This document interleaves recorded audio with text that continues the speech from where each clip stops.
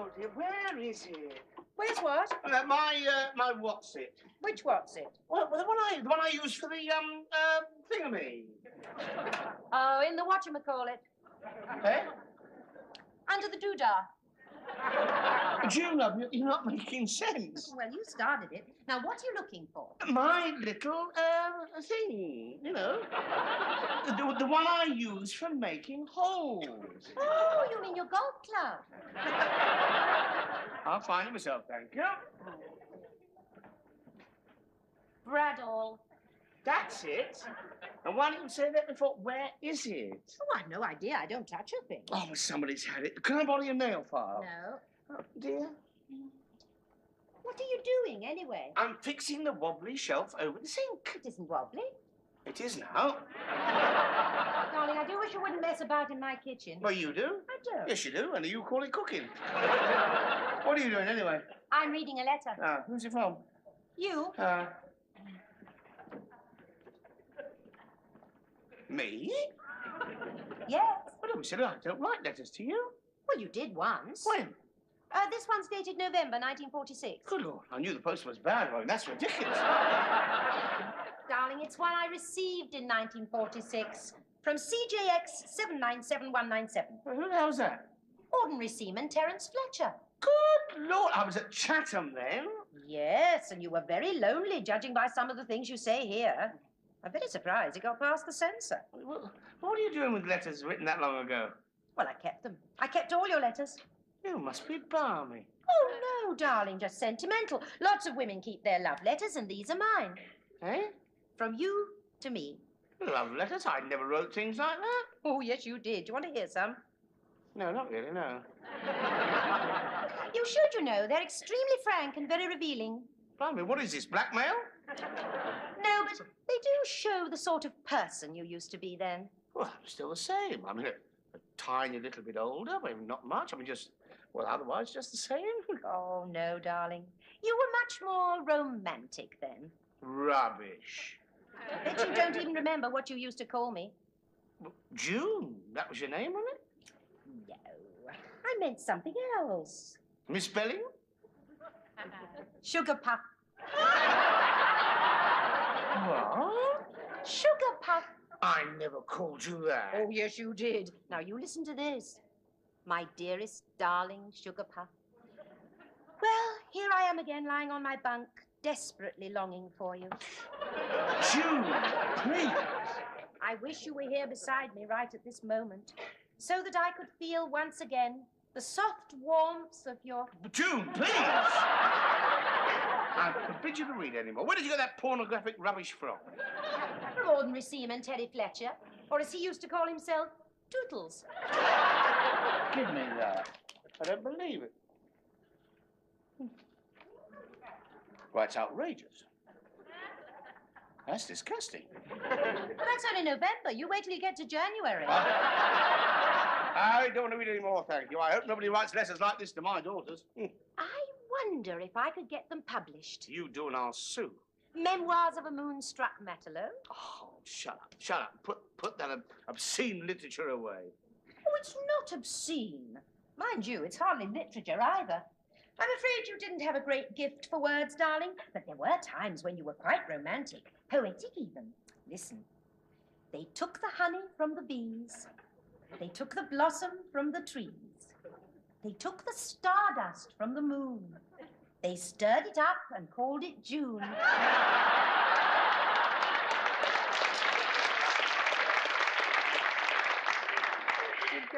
Did I write that?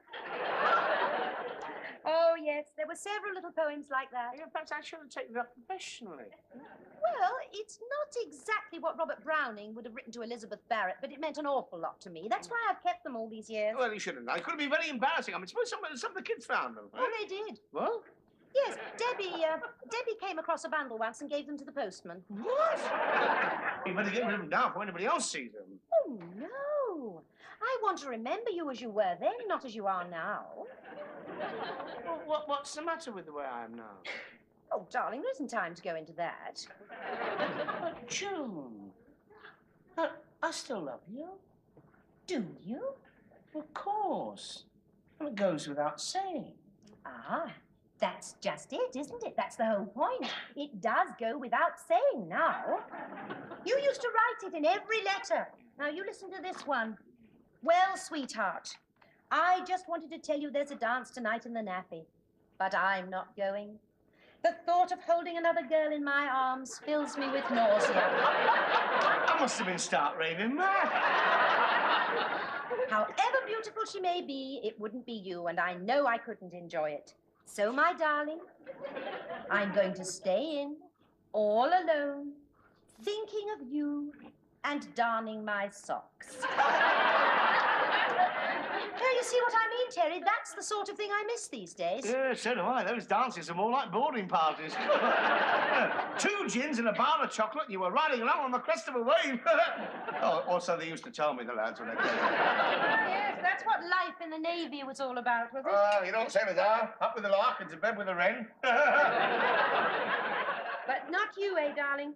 You were the poor little Cinderella of Chatham who never went to the ball. Yeah, well, you know what it's like. You do stupid things when you're in love, like writing those damn silly letters there. Oh, didn't you mean the things you said? Well, of course I did. I meant all of it. Yeah, but I mean, you don't expect me to call you Sugar Puff now, do you? Well, no, but it might be rather nice if you would write to me now. What? Well, a letter. A poem. Even a few words on a scrap of paper. It's just a thought. Well, I will one day, when I've got time, when I've got nothing better to do. But I'm so busy, I'm always doing things. I must go and fix that shop. What the hell is that blooming thing? Oh, dear, who knows? Hello? Oh, hello? Hello, Mrs. Hewitt. It's Mrs. Hewitt. The gay divorcee. No, sorry, it's only my wife. Yeah, how are you? Good. I haven't seen a lot of you lately. Oh, are you? Oh, that's a big job. She's redecorating. Herself? No? Yes, it must be very difficult when you're on your own. Oh, yes. Yes, of course I'll give you a hand. Anytime. Now. Now, yes. Oh, I'm not doing anything important. No. Oh, she won't mind. No. Yes, I'll come round straight away. I will, yes, and I'll come round straight away. Bye. She sends her regards. Oh, isn't that nice? And what did she want, dear, apart from a husband? June, it is very lonely for a woman living on her own with nobody to look after and fuss over her. A lot of women have to go through life without the care and devotion of a good husband. They're not all as lucky as you, June. Oh, I know, dear. I count my blessings every day. Off you go, then, and don't be too long, will you? Try not to be. It just depends on how long it takes to move the wardrobe.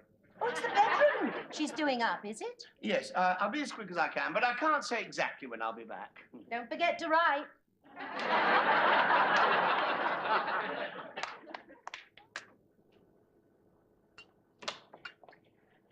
I was just having another sherry. Huh? No, I don't think so, dear. Not for me, thanks. I've turned the oven down. I do hope Terry won't be much longer. Oh, did you say he was moving a wardrobe? Yes, for Mrs. Hewitt. Mrs. Hewitt? Well, I don't think I know her.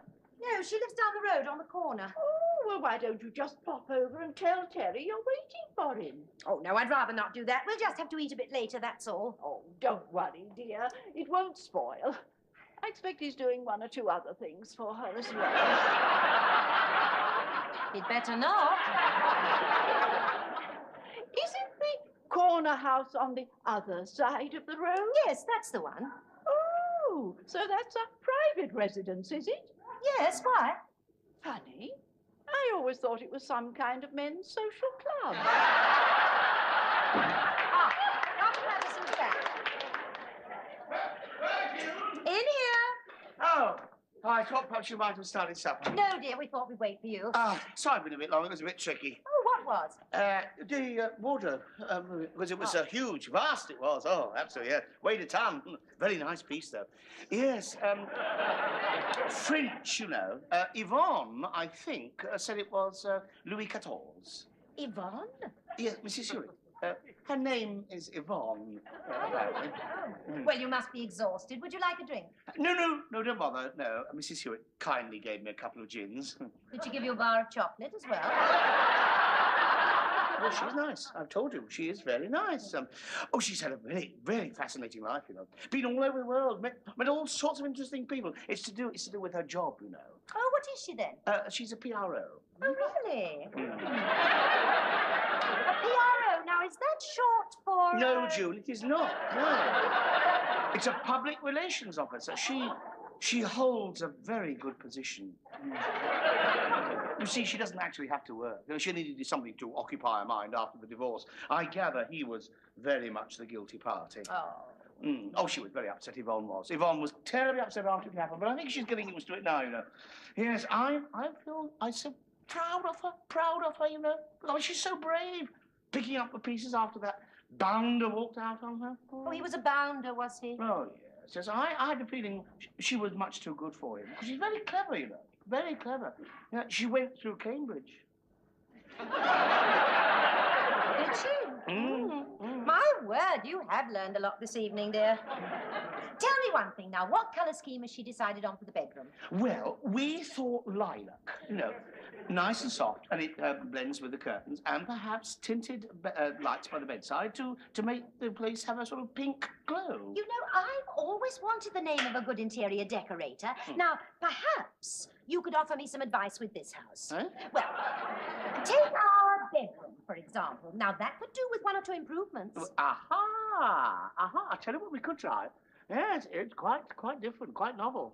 I wouldn't have thought of it myself, but Yvonne, Mrs. Hewitt, she's got one in her bedroom, and it really is quite different. Tell us more.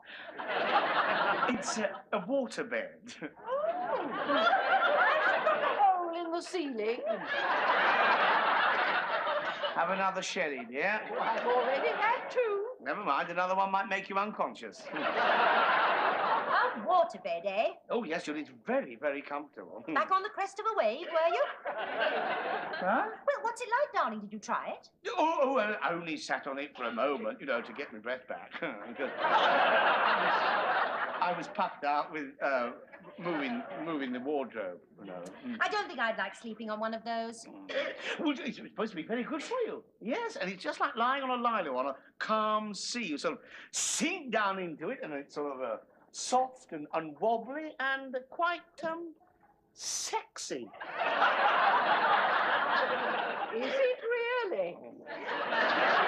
Well, I think we'll stick to a good old-fashioned mattress. I might get seasick on a rough night. I remember once in India, we had a sunken bath with rose petals floating on it. It was big enough to hold 4 people. So, after a party one night... Thank you, Lucy. I think we can do without your extracts from the Kama Sutra. No. When is supper going to be ready, Joe? It was ready an hour ago. Well, come on, what are we waiting for? I'm in a hurry. I must be quick. Oh, why? Well, I promised to go back and move the dressing table. Oh, did you? Yeah, well, I couldn't say no, and I couldn't think of an excuse. Oh, couldn't you, darling? Well, why didn't you just say, I prefer to stay in and darn my socks?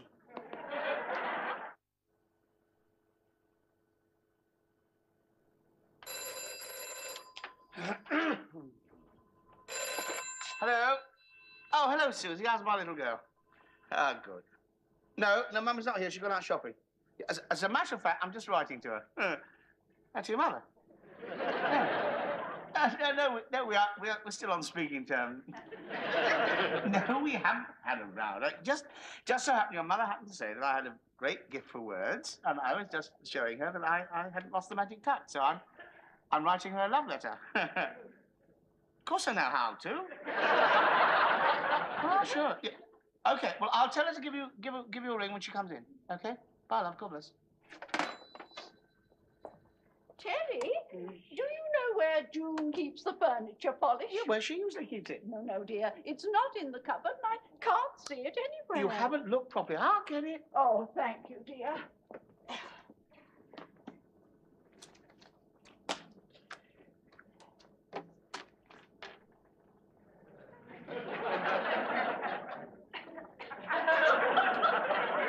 My dearest, darling Sugar Puff, I want you to know that from the very first moment I saw you, I realized I was hopelessly captivated and bewitched by your vibrant being. Every look, every touch, every gesture made my spine tingle. Oh, how could he? Writing to another woman. Poor June. Why do I always find it so difficult to express my true feelings? Maybe that's why they invented poetry, and here's my humble offering to you. I may not be a Wordsworth, I may not be a Keats, but each precious time I see you, my heart still misses beats. I may not be a Rupert Brooke, I may not be a Browning, but when we kiss, I'll tell you this, I feel as if I'm drowning. I may not be a Byron, a Shelley, or a Shakespeare, but if I may, I'd like to say that you've got what it takes, dear.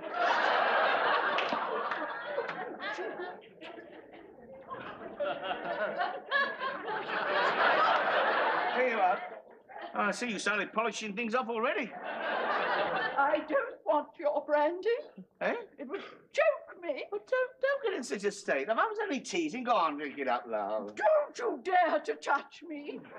I'm not one of your fancy women.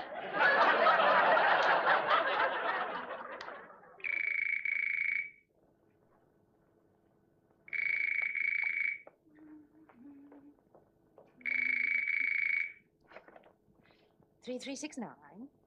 Yes. This is Mrs. Hewitt. Homebreaker. I beg your pardon? Who is this? I prefer to remain anonymous. It is in connection with the affair that you're having with Mr. Terence Fletcher of the Lawrence, Firsgrove Avenue. Do you deny knowing the gentleman? No, well, yes, he's been very kind to me. Oh, yes, I'm sure he has. And at the expense of his lovely wife, June Fletcher, of the same address. Here, whoever you are, I haven't got the faintest idea what you're talking about. Oh, I think you have, Mrs. Hewitt. And I happen to know that Mr. Fletcher has been happily married for 25 years and remained faithful. Oh, nice. What has this got to do with me? Apparently, you have got his spine tingling. I have. Oh, I'm glad you agree. Frankly, I can't think what you see in him, but I suggest that you leave him alone. Now, just a minute. Hands off, Mrs. Hewitt. And in the future, keep your vibrant being to yourself, sugar puff. Did I hear the phone? No, it wasn't the phone. Oh, wasn't it? Well, yes, it was, in a manner of speaking, but it was a wrong number. Lucy, love, are you all right? You're shaking. No, I'm all right. Well, come and sit down and have a drink. Or shall we wait for Terry? He'll be back soon. No, well, in that case, I'll have one now. Oh, good. Because I can do with one. I'm exhausted. Yes, well, you work too hard, June. And sometimes I wonder whether some of these men are really worth it. Well, I know Terry has his faults, but I can't complain. When was the last time your husband took you out for the evening? Well, I can't really remember, but he has been very busy lately. Lucy, whatever is it, love? What's the matter? Nothing. I can't bear to talk about it. Lucy, if there's something worrying you, you must tell me. No, June, please don't ask me. I just don't want to talk about it. All right. We won't. It's Terry. Terry? What's he done? Well, I had hoped to save you this, but I suppose you've got to know. No, what? I have reason to believe that your husband has fallen to the wayside. God, he hasn't been run over, has he? Oh, no, dear. It's much worse than that. He's having an affair. Terry? Never, Lucy. I'd be the first to know. Well, the second, anyway. Oh, you brave little thing. I don't know how you can joke about it, but I'm afraid it's true. Well, you'd better tell me about it, then. Well, I happen to know from the very first time that he ever saw her, he's been captivated and bewitched by Mrs. Hewitt. Mrs. Hewitt? The woman with the waterbed? Oh, Lucy. Are you suggesting he's taken the plunge? You don't believe me, do you? Well, I know that he was captivated by her, by Yvonne, but I don't think he would have touched anything except her wardrobe. You really do trust him, don't you? Well, of course I do, dear. He was just doing a kindness for a neighbour. I doubt whether he'll ever even see her again.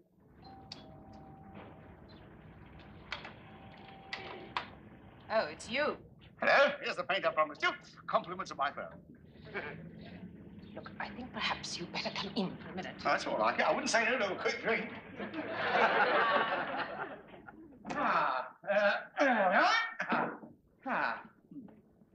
How much do I owe you? Oh, no, nothing. Forget it. We'll gloss over it. Forgive me if I do not laugh at your witticism, but I've had rather an unpleasant phone call today. Oh, you get them, do you? I'm not surprised. An attractive woman like yourself, yeah. What was it, the heavy breathing or something more specific? No, not one of those, but it was certainly specific. What do you mean? Well, some anonymous busybody in this neighborhood seems to be under the impression that you and I are having an affair. Hey? Us? Yes. Could I have that drink now? I'm sure there's nothing to worry about, Lucy, but it might be an idea to meet her. I'll ask her over sometime for a drink. Now, here we are. Hewitt, Mrs. Y3369. Jezebel. Thank you. I'm so sorry you've been involved in this rather unpleasant business, but when two people, dare I say it, two attractive people, are thrown together by fate, one must expect to be slandered by the wagging tongues of suburban gossip. Would you answer that, please, Terry? Yes, Yvonne. Yes. 279? Oh, no, sorry, that's my number. Sorry. 3369. That was Terry's voice. He is with that woman. Hello? Oh, they rang off. Very odd. Do you suppose it could be my mystery corner? What? Well, they'll think I'm here. But you are here. Good God, so I am. Yeah, I shouldn't be, should I? I better go. Yes, perhaps you should. Oh, it's really awful being spied on like this, as if the house is being watched. You mean it could be somebody next door or opposite? Well, I mean, who knows? It could be anyone around here. Well, I'm off. I'm sorry I can only stop 1 minute 30 seconds. I trust the paint that I have just delivered to you is to your satisfaction. It has been a pleasure doing business with you.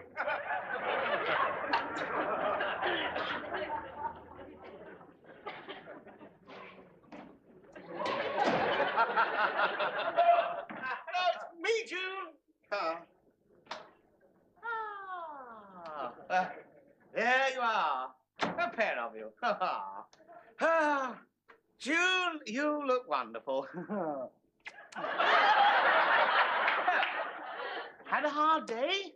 No more than usual.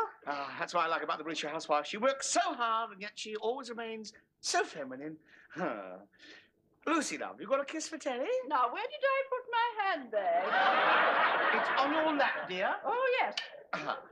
Now, anyone for a drink? No, thank you. You know, I was telling everyone in the office today how lucky we married men are, you know. After a day of stress and strain in the office, it's so good to be able to go straight home to the bosom of your family. Straight home? Huh? I said straight home. Yes. Of course, the traffic was murder, you know. There was this jam on the North Circular. I was sitting in this jam and I turned on the radio, and do you know what they were playing, June? They were playing I'll Be Loving You Always. Oh. Well.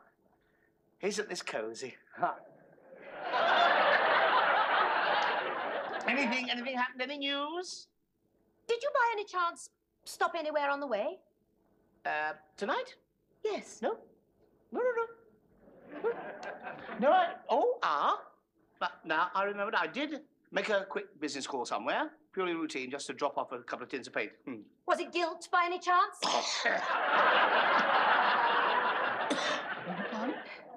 Oh, what tangled webs we weave.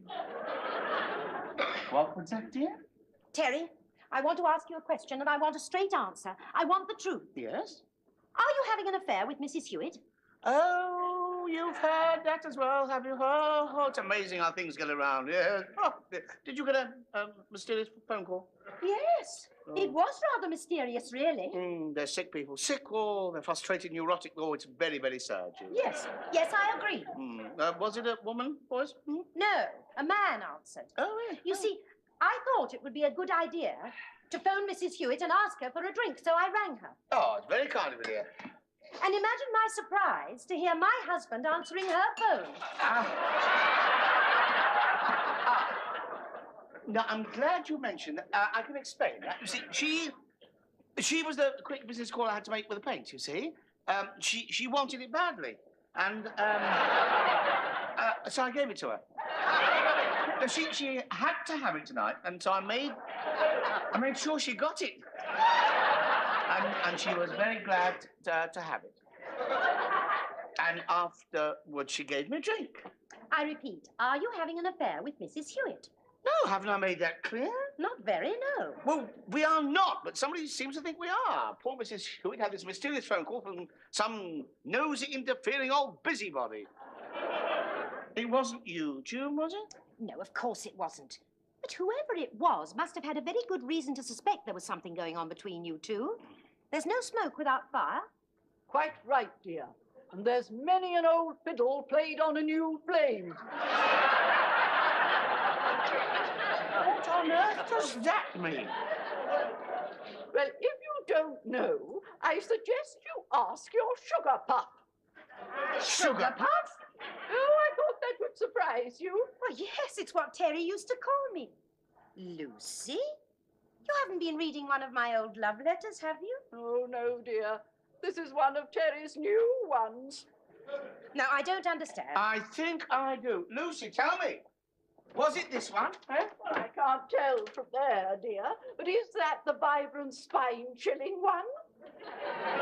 Lucy, you've been reading my letter. Didn't you send it, then? Send it? I haven't even finished it yet. Oh, Terry? What is it? It's a love letter. I was sending me to you. It's supposed to be a surprise. But old Hawkeye's here has gone and spoiled it. Oh, I am sorry, dear. I'm nothing but a stupid, interfering old woman. Good. Well, at least we agree on something. Well, June, you may as well read it now. Anybody want a drink? What would you like? Arsenic and bitter lemon?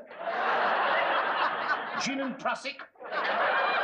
Nothing for me, thank you, dear. Well, that's it. If that's the sort of trouble you get into when you write love letters to your wife, it's the last time I shall do it. Oh, don't say that, darling. It's lovely, really it is. Have you got some poem yet? Yes, you're improving. You know, I must be the only woman apart from the Queen with her own poet laureate. Oh, darling, how could I ever have doubted you? Oh, thank you, love. I do feel sorry for Mrs. Hewitt, though. I mean, it must be awful, mustn't it? Getting a phone call like that out of the blue. I wonder who it was. Lucy? I think I'll just go and make a suet pudding. Stay with us as we pay another visit to Walford next for EastEnders.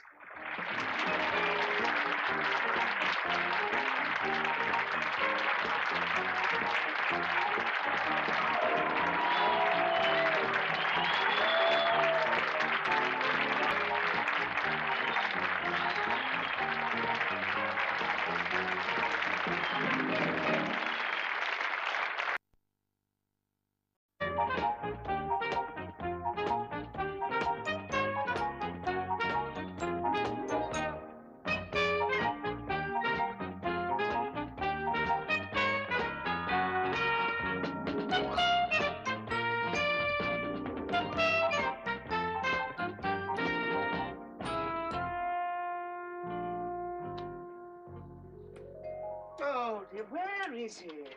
Where's what? My what's it? Which what's it? Well, the one I use for the, thingammy. Oh, in the whatchamacallit. Eh? Under the doodah. June, love, you're not making sense. Well, you started it. Now, what are you looking for? My little, thing, you know. The one I use for making holes. Oh, you mean your golf club? I'll find it myself, thank you. Bradall. That's it. And why didn't you say that before? Where is it? Oh, I've no idea. I don't touch a thing. Oh, somebody's had it. Can I borrow your nail file? No. Oh, dear. What are you doing, anyway? I'm fixing the wobbly shelf over the sink. It isn't wobbly. It is now. Darling, I do wish you wouldn't mess about in my kitchen. Well, you do. I do. Yes, you do, and you call it cooking. What are you doing, anyway? I'm reading a letter. Who's it from? You? Me? Yes. Well, don't be silly. I don't write letters to you. Well, you did once. When? This one's dated November 1946. Good Lord, I knew the post was bad. I mean, that's ridiculous. Darling, it's one I received in 1946 from CJX 797197. Well, who the hell's that? Ordinary seaman Terence Fletcher. Good Lord, I was at Chatham then. Yes, and you were very lonely, judging by some of the things you say here. I'm very surprised it got past the censor. Well, what are you doing with letters written that long ago? Well, I kept them. I kept all your letters. You must be balmy. Oh, no, darling, just sentimental. Lots of women keep their love letters, and these are mine. Eh? From you to me. Love letters? I never wrote things like that. Oh, yes, you did. Do you want to hear some? No, not really, no. You should, you know. They're extremely frank and very revealing. Blimey, what is this, blackmail?